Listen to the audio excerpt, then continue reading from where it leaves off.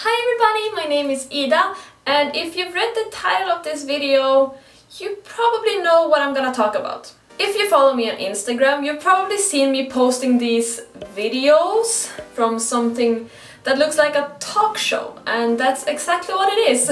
I was on this TV show called 비정상회담, or Abnormal Summit or Non-Summit in English. It's a show where people from different countries from all around the world talk about culture in Korean. So how did I end up on this show? That's a question I ask myself every day. Basically, my company already has a guy that's a permanent member of the show. And since they were already doing the show, when they heard that they were looking for a Swedish girl, they were like, well, we happen to have one of those. One of the PDs from the show actually called me and just asked me some questions over the phone, and then she asked me to come in for an interview. I hate talking in front of people, especially in Korean. I don't think that my Korean is very good, so I get very insecure when I have to talk as if I know what I'm doing in front of people. Like with friends it's fine, but I don't know, I was very doubtful going into this, but I figured, I'll go there, I'll have the interview, they'll realize I'm bad and they won't call me back. I go to the audition, they ask me all these questions about Sweden. Since the topic was about welfare and parental leave and stuff, I had to read up on so much before even going into the meeting, because I don't know any of that serious stuff. I know the basics of how it works, but I have no idea of how many days, how many percentage you get, So I go in there, I do the meeting, I leave the meeting, and I'm like, whew, it's over. I never have to do that again. Turns out they liked me.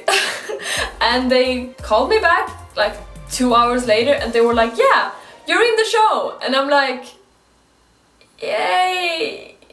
So this was the start of a stressful week for me, because what they do is they send you the questions and you have to look up the answers yourself about your country, and I didn't know anything about this. The last time I was in Sweden, I was a student. Yeah, I paid taxes and stuff, but I don't know anything about parental leave or working conditions in companies. I have no idea. So I had to first look it up in Swedish, learn all of this in Swedish, and then I had to translate it and learn everything in Korean.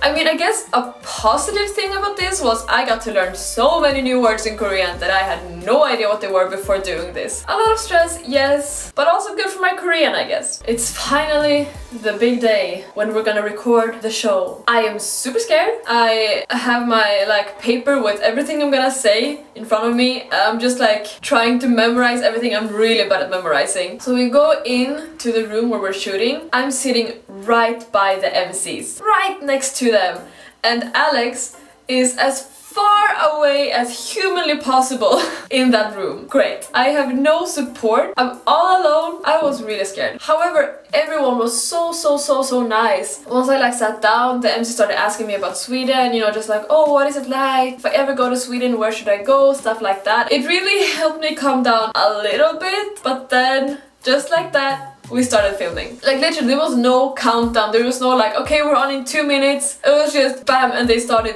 going off the script, and I'm like, whoa, okay, I guess we're doing this now. No time for preparation, just let's go. So we start filming. I'm sitting there trying to calm myself down. I'm like, okay, Ida, you can do this. Believe in yourself. And then I'm asked to introduce myself, and I feel my face turning red, and I'm just like, no, this is going on to me, no. I can just feel all the blood rushing to my face. God damn it. This is supposed to be my first impression on this show. I'm already looking like a tomato. This is going great. I somehow managed to survive the show, and after it I was so relieved. I'm like, it's over, I never have to do this again. And about a week later, I get a call from my manager. They wanted me to be in another episode.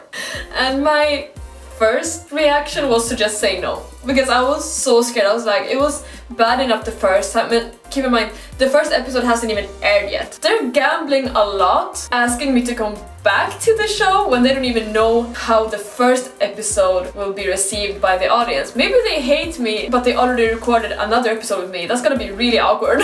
I decided to do it again, because I figured it's gonna be way easier the second time. because now I know exactly what's gonna happen. I know what I'm doing.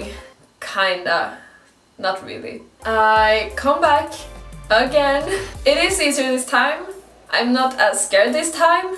And I don't get as red this time, which all are very, very good things. I'm a model. I don't talk.